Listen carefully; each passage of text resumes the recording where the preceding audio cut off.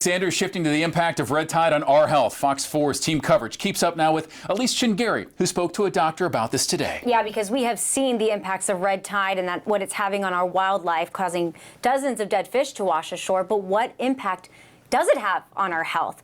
Fox 4 is watching out for you by asking that doctor, Elise Chingary, joining us tonight after her interview. And that doctor also told her about some of the health threats from red tide you might not be aware of. They get a Sharps injury. If they get impaled with a dorsal fin, the bacteria that are there can go into their foot and cause a serious infection.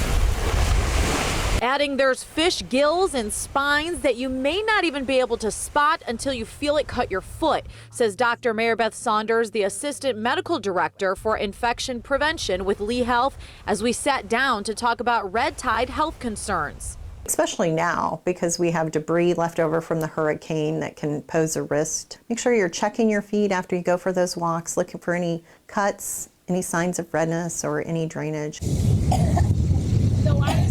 Toxins from red tide also can cause coughing, eye irritation, shortness of breath.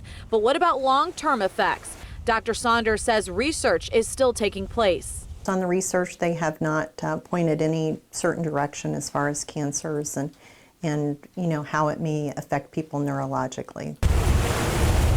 Now, even with those alerts for red tide, you can see our beaches here in Southwest Florida remain busy. People that throw caution to the wind and may go ahead and get in water that doesn't smell good or doesn't look good and ingest some of that water, they may get some symptoms of nausea, diarrhea, stomach cramping. Plus, if you plan on taking your pets to the beach, Dr. Saunders says red tide affects them the same way it does to you. You take them home, you're going to rinse off their fur and their paws and make sure that none of that residue is left on them.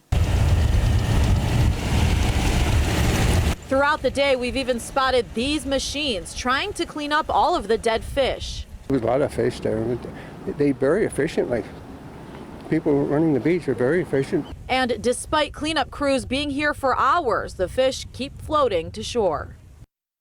And you can keep an eye out on the red tide and health alerts by scanning the QR code you see right here on your screen. This will help you download the Fox 4 app for free, and you can get those updates the moment we get them into our newsroom.